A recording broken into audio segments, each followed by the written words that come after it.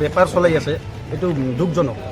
আৰু আমি এই সবিতন হোটেলৰ গৰাকী আজি গম পালোঁ যে আমাৰ একে ৰচিদ বুলি, তেখেতক আমি বিশ্ব হিন্দু পৰিষদ বজৰং দলৰ পৰা সকীয়াই দিছোঁ।